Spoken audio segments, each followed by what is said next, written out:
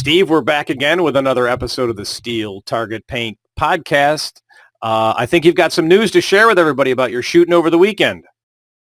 Yeah, Jeff, I was shooting moon clips like a madman this weekend. So now I think I'm a number 9 in terms of number of people classified in all 13 divisions of Steel Challenge. And Jeff, I've got a new respect for those revolver shooters.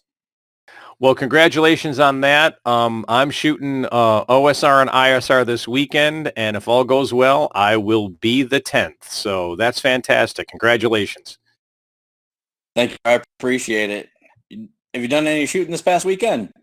Little bit of practice. We had a local match down at a range here in Ruskin. Shot PCC, had a lot of fun with that, and just having a good time. You know, our standard Tuesday match where we will at the WAC, and as you've been there, it's an interesting place. But the nice thing is that because it's covered, we've got LED lights in the bays, and so we can shoot till the wee hours of darkness, or down here we start in the wee hours of darkness.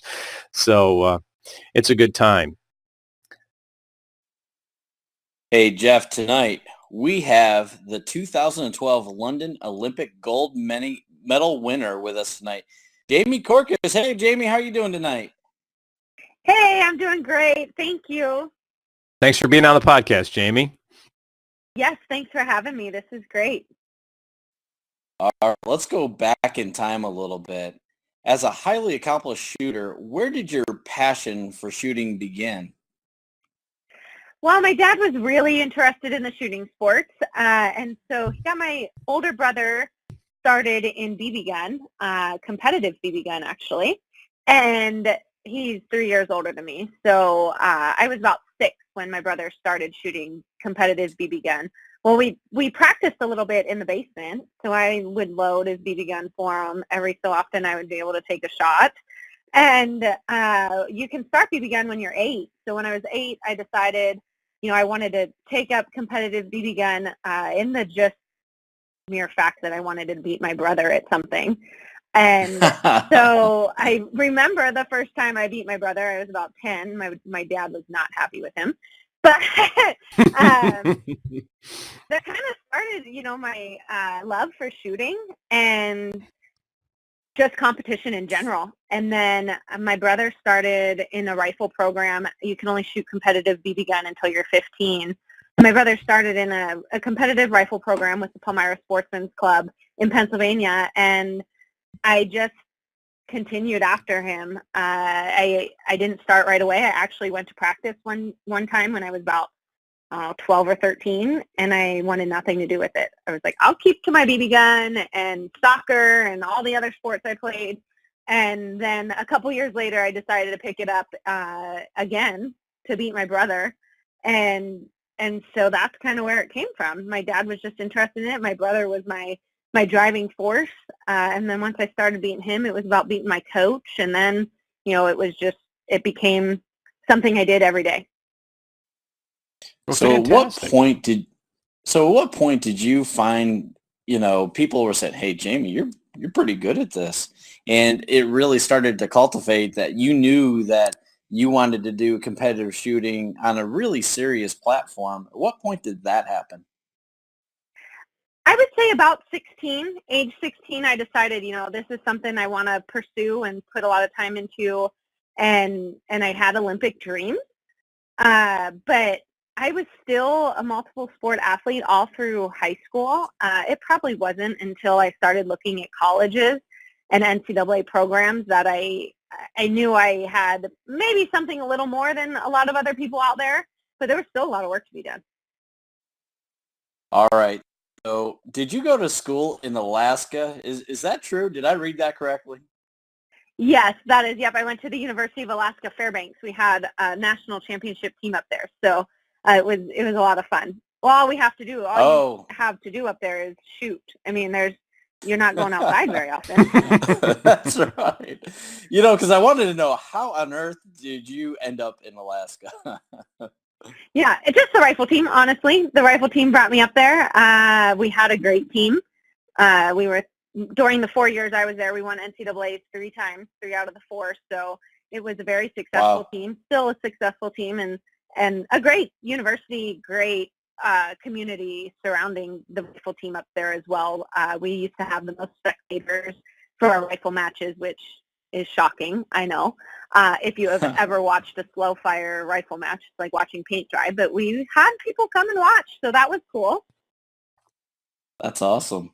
Well, that's fantastic. Well, Jamie, Steve and I always try to give out a tip to our listeners. Do you have any kind of tip that you could provide to help them increase their shooting? I have lots of tips, but I'll choose just one.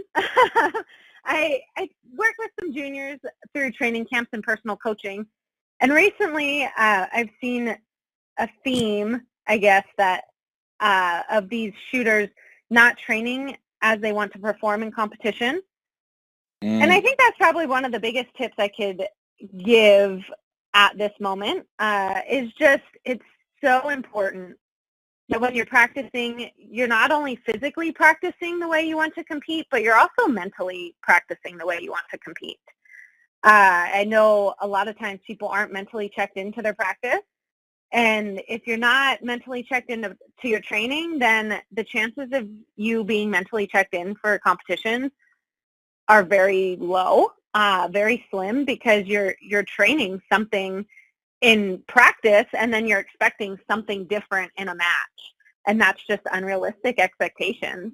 And so I guess my biggest tip right now that I could really give to our listeners is that, truly go to the range and practice a lot, and make sure that you're practicing that how you want to compete. Well, that's great. I always say it's quality over quantity, and it sounds like you're saying a similar thing. Is if you're going to practice with a purpose, practice with intent. Don't just get out there and think that putting rounds down range is going to matter. They've got to be effective rounds. Yeah, absolutely. I always say don't just go throw lead down range. It's not worth it. There you go. So yeah, I think it's very similar. Yep. I think that's a great tip. Recently I had a group come down from Virginia to come train with me, and one of the things that it was interesting because I insisted after we shot 5 strings like we would in a match, we would do some drills and train on some things. But when we were going through to see where our baseline time was, I always painted the targets in between the shooters, and they said, "Well, Steve, why are you doing that? You're wasting paint." And I, of course, turn around and chuckle and say, "Well, I am the team captain of the Steel Target Paint Shooting Team, so I get a good deal on paint." But outside of that, it's really, getting your mindset on what will win in a competition. And there's a lot of clubs that paint in between shooters. There's a handful. There's a couple of them out there that don't do that, but at the tier 2 and or the level 2 and level 3 matches, you paint in between shooters, and if you're not seeing the same thing like you would in the match, then you're degrading the quality of your practice. So, great tip. Thanks for sharing that with us. Yeah, definitely. All right. So let's talk a little bit about Eley. What do you do at Eley, Jamie? Well, that's a great question. No, I'm kidding. I'm the sales and marketing manager. Your boss is listening. Yeah, seriously. I'm the sales and marketing manager for the United States and Canada. But honestly, at Eley, we do wear a lot of hats. So, I do a lot of customer service, and we do travel to some matches and represent Eley, some sponsorships, and just trying to promote the Eley brand. And then I work with our United States distributor and on the sales side of things. We also work with a lot of colleges, and we have a test range in Texas that we're promoting. And so there are a lot of hats worn in the company by everyone. So my first comment was more about, just wearing a lot of hats. But technically I'm the sales and marketing manager. So how long have you been with Eley for, Jamie? About 5 years, actually. Eley brought me on after I retired from competitive shooting, and I use Eley ammo in all my shooting. So, it was just a really great fit. I truly believe in their products. I believe they're the best 22 LR ammunition on the market, and that's not just because I work for them, but I use their product, and I was very successful with their product. Sure. Well, speaking of success, is it true that as a brand of 22 long rifle ammo, that Eley has more Olympic medals than any other manufacturer combined? Yes, that is true. If you take every other manufacturer's Olympic medals and add them up, all of them, no matter what manufacturer it is, Eley does have more than all of them combined. And that just goes to show how accurate and consistent and reliable Eley ammo is and has been for a very long time. That's fantastic. So in the rimfire action shooting sports that Jeff and I participate, Steel Challenge and Rimfire Challenge, let's talk a little bit about some of the different brands, because if you go out on either social media or you go out to Eley's website, there's various different brands, and a lot of those are for precision shooting. And you've got a couple. The ones that I use are Eley Force, which is high velocity, and Eley Contact, which is a standard velocity. I'd like to talk a little bit more about the details around these two different types of rounds, because a lot of folks, Jeff and I maintain a lot of social media, and we're monitoring social media. And, in the precision game, it's kind of, you're shooting one at a time. But in the speed sports, you're shooting, you can shoot upwards of 5 targets in a second and a half, and it's a little bit quicker than that.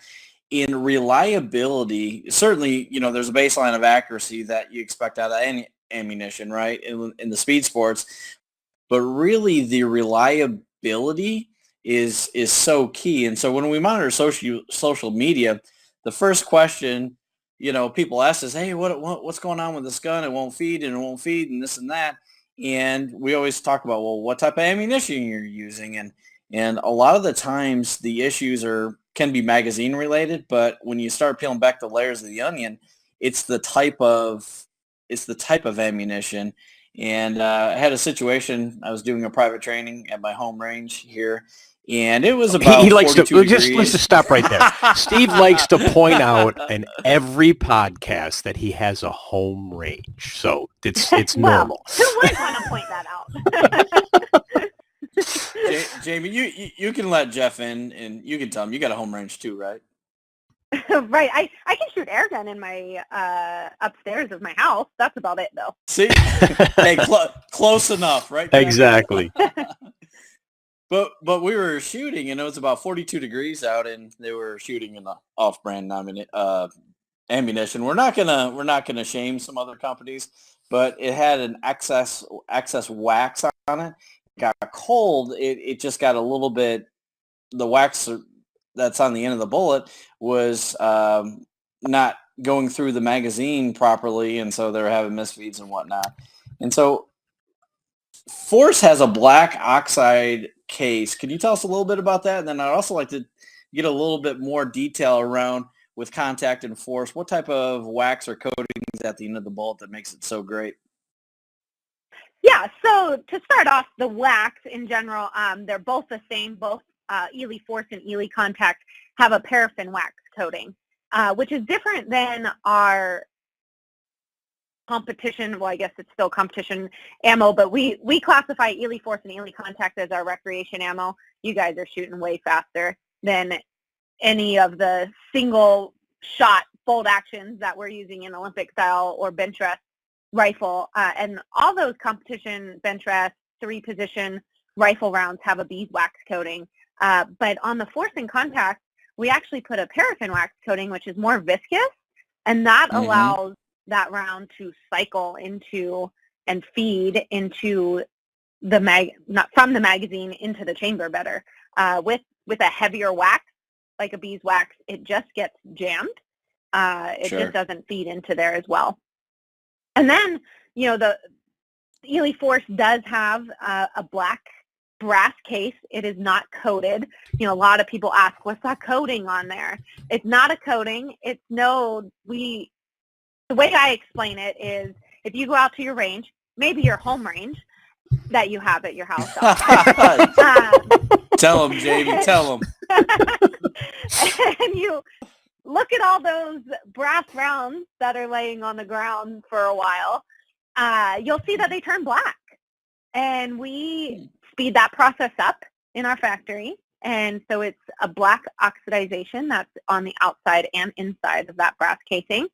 And all that does is in a high velocity ammo, that creates a little more friction with the bullet and the case to allow the bullet to stay in that case just a tiny bit longer to help those gases build up behind the bullet. And it actually, we can see a little bit more accuracy with that high velocity round, because as I'm sure a lot of people know, as you get to a high velocity round, you do lose some accuracy in general.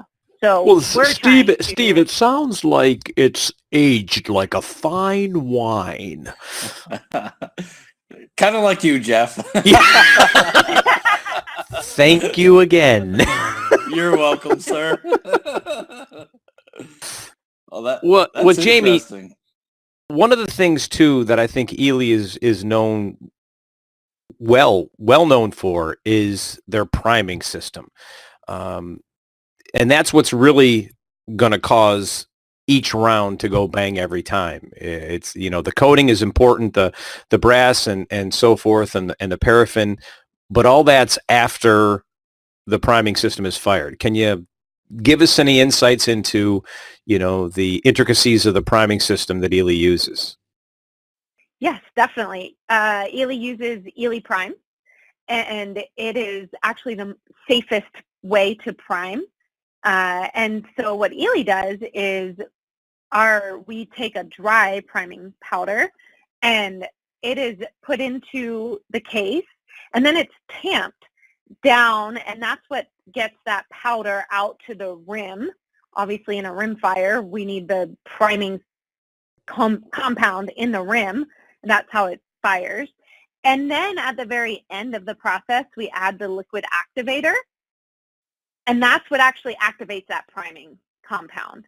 And so the reason it's so safe is because the only way that priming compound can be combustible is when you add that liquid, and which is done at the very end when we're not, you know, tamping any powder down anymore or anything. How most other manufacturers prime is called spin priming.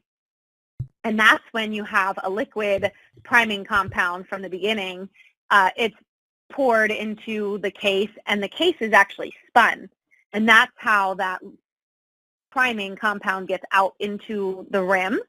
And if you think about spinning something, you can see how as you spin it, there could be some spots on that rim that actually don't get priming compound out to it, or a spot is missed. And if you happen to put that cartridge into your gun and strike it where there's no priming compound, it's not going to go bang.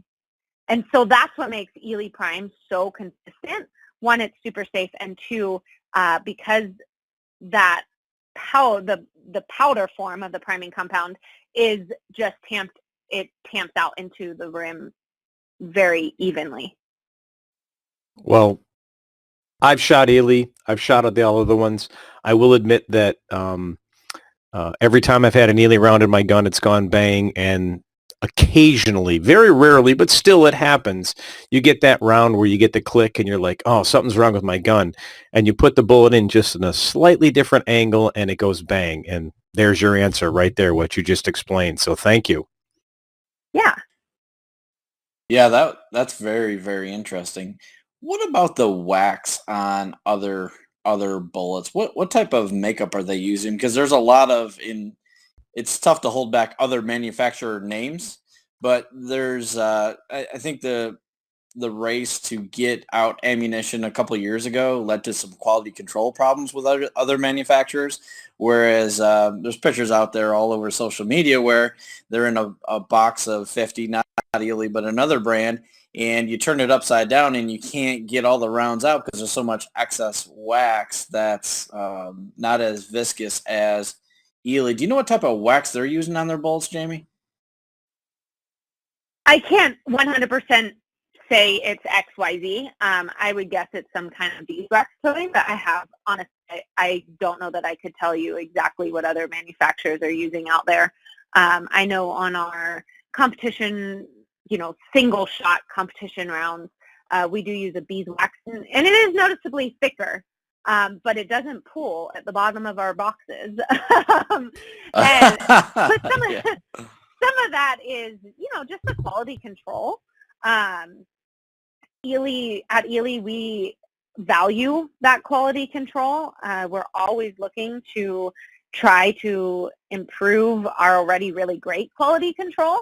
And that's because we're not pounding out billions of rounds like a lot of these other manufacturers are. We just don't have that capability because of all the checks and balances we have that go into those rounds. We manufacture a lot slower because we're checking a lot more boxes that make sure our ammo is consistent and reliable and accurate.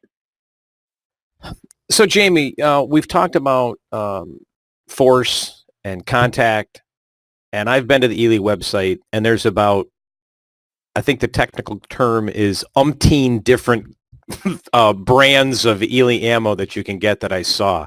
It looks like some might be available in the States. Maybe it's rebranded with a different name, but they all have different capabilities and accuracy ratings. And I've heard rumors, and you can maybe dispel them or confirm them, that what Eley will do is they'll have a run of ammo, and then based on how that ammo performs in a quality check, that's how they decide what level of ammo it's going to be. So if you could answer that and then maybe explain a little bit about that QA process, because, I know I'm guessing that when you shot in the Olympics, you were shooting 10X, which seems to be the top of the line ammo for Eley.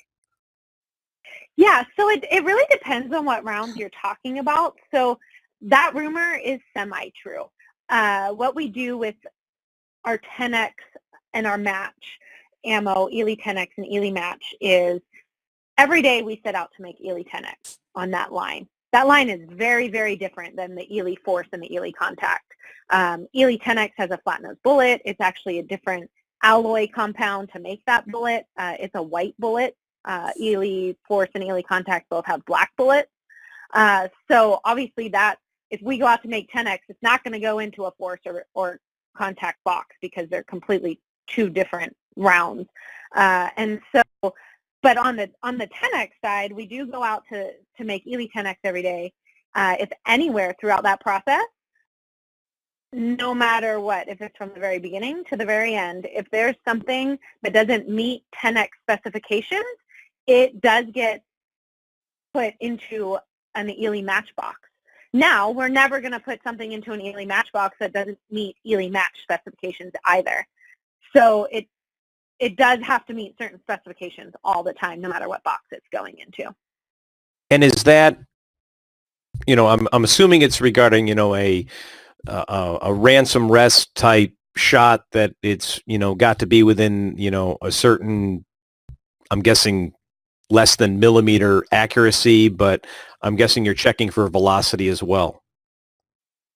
Yeah, there's hundreds of different things that we're checking. Okay. The very last process of that is to test that ammunition or that lot of ammunition in our test barrels. So at Eley, we have 4 test barrels, and we do shoot that ammunition out of all 4 test barrels. And if it doesn't perform how it should for 10X, it can go into a matchbox that way as well. But before that, there's hundreds of different things that we're checking that it can fail any one of those, I guess. Maybe fail is a bad word to say, but it might not meet that very high expectation for 10X. Excellent. And I've seen on the Facebook pages where it looks like, and I'm not sure if this is in the U.S. or in Europe, but people can actually go to the Eley site, not website, but the actual physical plant, and test their ammo. Is that true? That is true, yep. And we do have a test range in the United States in Texas, in Winters, Texas, just south of Dallas.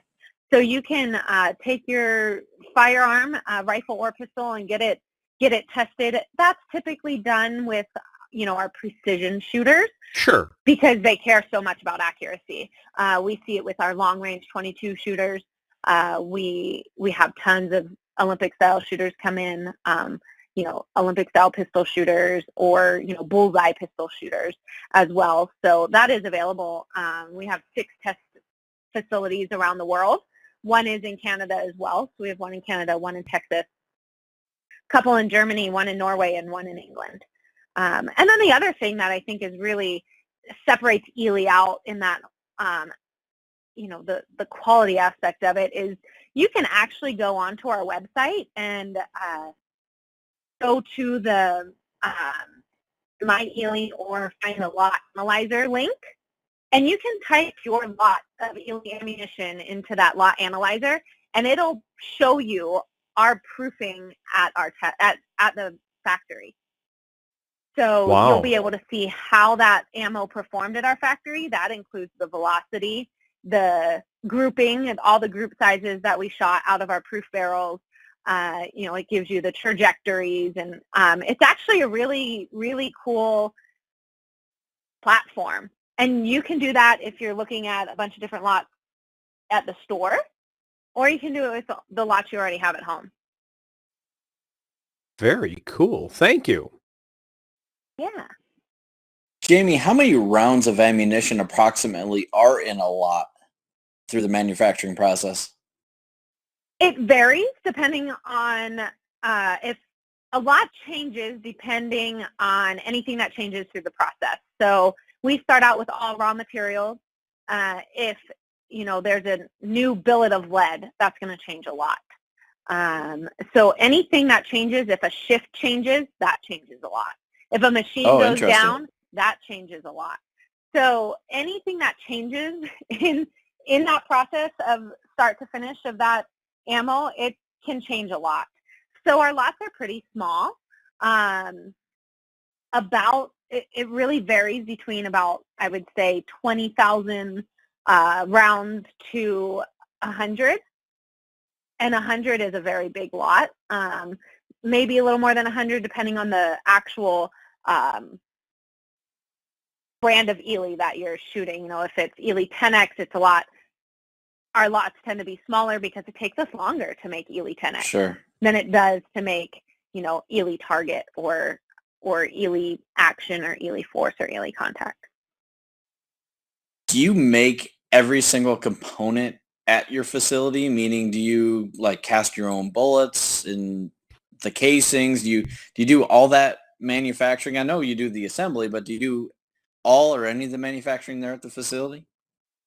Everything is done at the UK facility. So in Birmingham, England, we get everything from raw materials. We make the cases. We make our priming compound. We make our bullets. Everything is made in-house from those raw materials. And if you're ever in Birmingham, that's England, awesome. You can take a tour of the factory as well. It's really cool. I took a tour when I was a shooter and just thought it was like, oh, wow, this is how my ammo's made. I had no idea. Oh, I'd be like a little kid in a candy shop. Going around going, how much is that machine? I want one at home. Well, that's what I do for a living is I'm in distribution. And so we have a fair amount of automation. And one of the companies I used to work at, we did a lot of manufacturing of our own parts. And it's fascinating. The technology that's in place in the instrumentation to do the quality or the QA process is mind-boggling. Appreciate you sharing that insight with us. Really cool stuff. Yeah, definitely. So, Jamie, Eley's got a presence all over the world. You've mentioned, Birmingham, England, where you're making the ammo, and Germany and Canada for ranges. But what's next for Eley in the U.S.? Yeah, Eley in the U.S., our big push right now, honestly, is in bench rest shooting. And the really cool thing about bench rest shooting is those guys are all about accuracy. It's like the complete opposite of action shooting. It really amazes me that you guys can shoot 5 shots in a second or whatever you do. I can't even load my gun in that amount of time. But our focus is definitely we actually have a new platform, competition platform called Eley, and we're running competitions for different organizations on that platform, and it's kind of to bring people together that they don't have to travel to shoot competitions, but they can shoot a competition at home against someone across the pond. And so that's a big push for Eley. I think branding in general in the United States is very important. A lot of people don't really know what Eley is. And, through some of our sponsored shooters and just our social media and just presence at different matches is helping us get that branding out there. And so, knowing what Eley is and why it's different. And so that's kind of where, focus is going in the U.S. Nice. Well, you talked about us shooting, and as you were talking about accuracy, we shoot at 10-inch plates and 12-inch plates, and we get pretty fast. And, for us, if we hit an edger, we're ecstatic because it means we didn't miss. Where, Right. For you, it would be like, if I'm in that 10 ring, or is it an 11 ring now? I forget what. Yeah, it's close, 10.9, if we're going to round. Yeah. So, I mean, if you're in there, that's your happy place. But you talked about, us shooting that, and you don't load your gun, and, you take your time. Of course, it's a very precision sport. But I think our listeners would be interesting. We shoot, Tactical Solution X rings and a number of different brands. Those guns come in anywhere from 4 to 5.5 pounds. Your competition gun, what do those guns weigh? Because they're very different from what we shoot. They are very different from what you shoot. But they're anywhere from about 11 pounds to 14 pounds, depending on whose gun it is, who's shooting it. Wow. So sometimes more than twice the weight of what we're shooting. And yeah.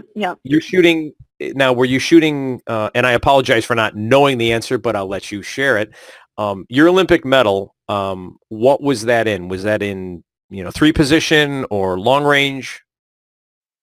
It was in 3 positions. So we're shooting prone, standing, and kneeling, and that's all. No support. We're not resting on anything. So we're holding that about 12-pound gun without support. And at what distance was the target? 50 meters. And our 10 ring was, our 10 ring is about the size of a dime at 50 meters outdoors. And how many? Holy cow. I know, this is crazy. And I can't see that far, Jeff. Yeah, you know my eyes, Steve. I'm lucky to see the 35-yard plate that's 18 by 24. Yeah. In each position, how many shots are you taking? For women, at the time when I was shooting, it was 20 shots per position. And now they have actually changed that. It's the same as men. And so they're shooting 40 shots each position now. Wow. That is a lot, holding that gun up every time. And it's just amazing. Again, congratulations. That's fantastic. Thank you. All right, one more follow-up question to that one, because you've really piqued my curiosity. A dime at 50 meters. Do you use an optic, and is there any magnification or not? There is no magnification. We use open sights, peep sights, aperture sights, however you want to call them. And so, but no magnification is allowed. Oh my goodness, Jeff. So at 50 meters with the ammo, say for instance a 10X round, I know you're sighted in to hit the bull, but if that gun were, say, sighted in at 10 yards to hit that bull, at 50, would it still be hitting the bull, or would it be high or low? I mean, there's got to be some curvature of the earth calculation that, you're not really technically aiming right at the bullseye. Is that true? Yeah, you're aiming at the bullseye because your sights are sighted in right the bullseye. But yes, you would have some drop at 50, and then we do have some matches, not Olympic style matches, but more NRA style matches CMP style matches that you do shoot out to 100 yards. And then, a big thing right now in the United States and even in Canada, I think it's taking off in the rest of the world as well, as long range 22. I mean, those guys are shooting out to 300 yards with a 22. Wow. I don't think I could. Hey, Jeff, I got a secret. Yeah. I was sitting here thinking, it'd be cool, Jamie, if you're ever down in Georgia, maybe you're down in Fort Benning and there's a match, and, maybe I can, head over there and, shoot a little 3 position, just see, how tough really is. Nah, I'm good, Jamie. I got it. Well, one of those positions Wow. is kneeling, and I know my knees couldn't handle it. So You'd get down and not get back up, maybe. Exactly. And I'm thinking at my age. She knows you, Jeff. Yeah, the prone would be a problem too, because I'd probably just fall asleep. Oh. Well, Jamie, if you ever get down here to Georgia, I'll, hey, Jeff, listen to this part. Jamie, I'll invite you over to my home range and we'll do some speed shooting. I would love to shoot at a home range. So Jamie, I'll offer the same thing. I don't have a home range, but I live in Florida. It's nice down here. Hey, Jeff, I've been to the WAC. Don't lie to it. It rains like a monsoon. Okay, it can happen. Yes, that is very true. Jamie, one last question as we're wrapping this up, and I wanted to ask this earlier. Your training and your mental aspects. One of the guys that I've listened to and read his books, and he is an Olympic champion. It sounds to me like you may have read With Winning in Mind and taken a lot to heart what Lanny Basham has said. Is that true? Yeah, I think any rifle shooter has probably read his book, I hope.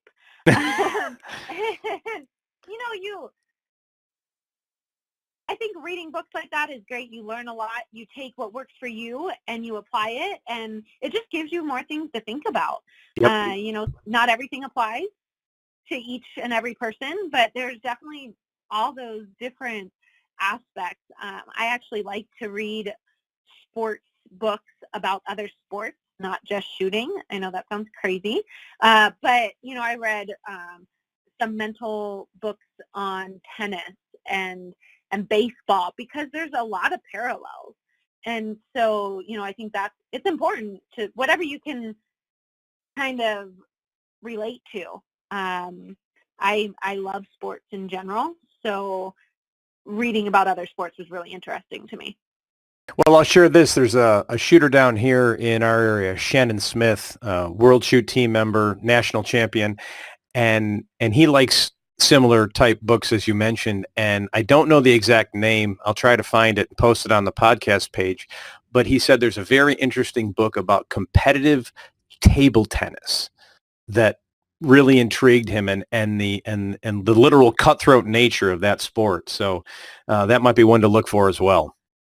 That's funny that you say that, because at the 2008 Olympics, I went and watched table tennis, and I thought I was a pretty decent table tennis player until I went to the Olympics. Yeah, it's nothing like the game you played in your basement. Nope, I'm not sure how they see the ball, but they do, and they return it just as hard as it came back to them. So crazy. Jamie, I've got one last question for you.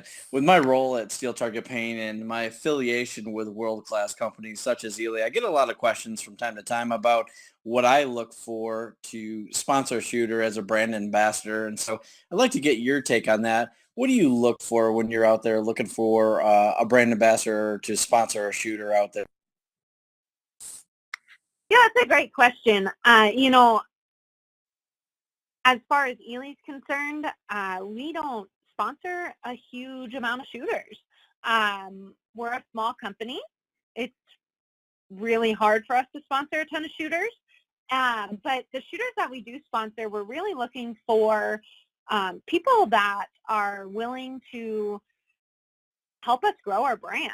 We want someone that's at these matches and willing to talk about Eley to anyone who asks. A lot of our U.S. sponsored shooters like yourself, Steve, will go and hand someone a box of Eley when they're having problems on the line, and it runs great out of their gun. There's nothing better than that to show agreed. someone how reliable and consistent and amazing Eley ammo is. And I say that because I use Eley ammo, and I do think it's amazing. But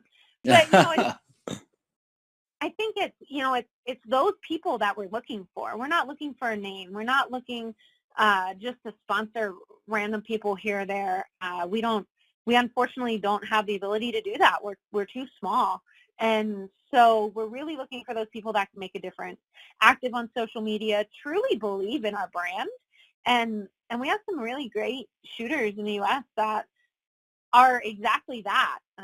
They believe in our brand, they use our brand, they're willing to, go up to someone and out of their own sponsored ammo, hand out, a box of Eley and say, hey, you see you've been having trouble, try this.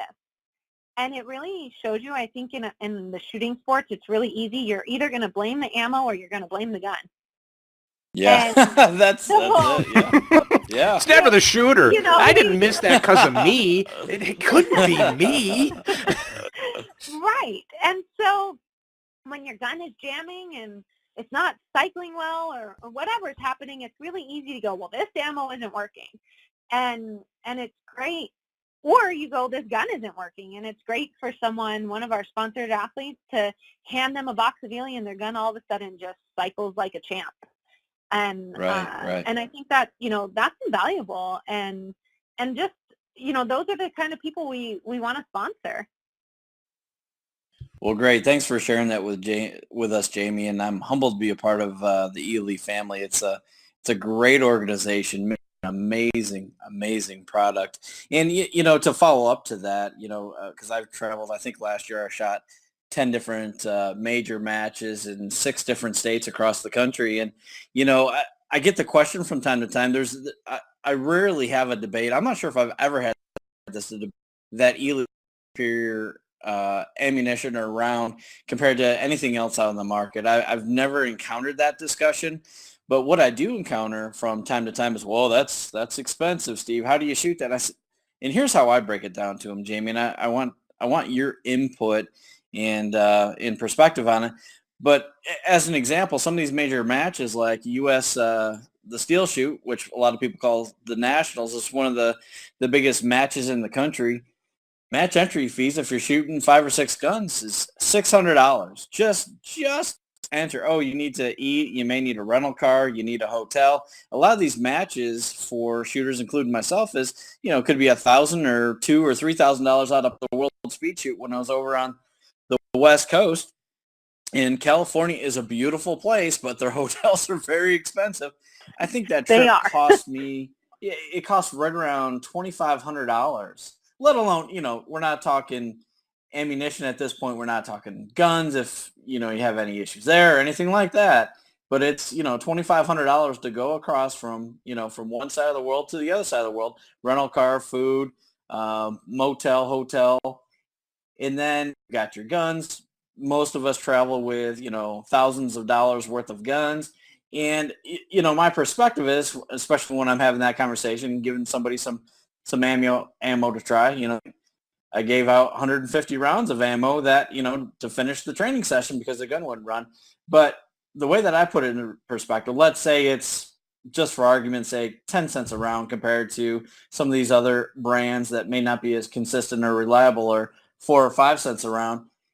My perspective is you're gonna bicker over $20 or $30 in ammunition compared to spending thousands of dollars. What I do know, though, Jamie and Jeff, and I know Jeff feels the pain with me because he's seen it before, it takes a lot of fun out of shooting if when you pull that trigger and it goes click instead of bang. So that's my perspective. That's my perspective. Yeah, and I would agree with you on that, Steve. I have that conversation with a lot of people. Eley is a little more expensive, and that's because of everything we do to put behind our rounds that we know it's going to go bang for you. And, when I think of my own shooting, the last thing I want to do is show up to the Olympics and have a round that is, doesn't have enough powder and gives me a 2. Well, there goes my Olympic dreams. They're shot. And the same thing is with you guys. When you go to an action match and you have a round that goes click, well, throw that one out. Hopefully it doesn't happen again. Or, you just wasted thousands of dollars to go to that match. Oh, you're right. At the Very level true. we compete at, the level we compete at, if you have 2 strings with a malfunction on each string, it's you're not standing to tell you that. It's extremely competitive. Yeah, Jamie, we're lucky. We shoot 5 strings and we get to call one a mulligan, or, we throw it out, or we only have to take 4, where, in your game, every shot counted and the reliability was even more important. And you don't want to be at the gun thinking, is this going to fire? I mean, that probably never went through your mind because it shouldn't have to. No, and I think a big thing is we like to say at Eley, we're creating trust in a box. Absolutely. Very we're cool. creating that that every round you pick out of that box is going to perform as well as the last. And that's really important, whether you're looking for accuracy or whether you're looking for consistency and reliability. That is very important to know. And, I think, even though you can throw that mulligan out, how much nicer is it to be able to throw a mulligan out because your round was just a little slower instead of because you had a misfire? Well, we've got a good friend, Tom Nealon, and what we like to do is throw 4 strings and get 4 in the bag, and then Tom is the run, we call it the blind squirrel run, where you are just going at 120% of capability. But if you end up, hitting all 5, you may have put, one of the best strings you've ever thrown down there. It's not something going to repeat 5 times. But it, Eley provides you that opportunity to get to that 5th string with no problems and that with the ammo and take that blind squirrel run. Absolutely, which could mean the difference of winning a match and coming in 5th, I'm sure. Oh, yeah, absolutely. Yep. So Jamie, where's the best place for our listeners to buy Eley ammunition? I think the best option is actually to go visit eleyammunition.com and navigate to the locate a dealer part of the website. And you can type in your zip code and, it'll bring up dealers in your area. Perfect. Thanks, Jamie. Yeah. Well, Jamie, this has been a great interview. Is there any last parting comments you'd like to share with our listeners? I mean, the only thing I can add is, I'm a little jealous of this home range that we keep hearing about. And I hope someday I can say I have a home range too. I have a paper plate on my living room wall that I do my dry fire on, Steve. It's not the same. Jeff, I'm sorry. Well, Jamie, thank you so much for being with us tonight. And everybody go out to rangestore.net and use discount code STPodcast10 to get 10% off anything at rangestore.net. Thanks again. Thanks, Jamie. Thank you.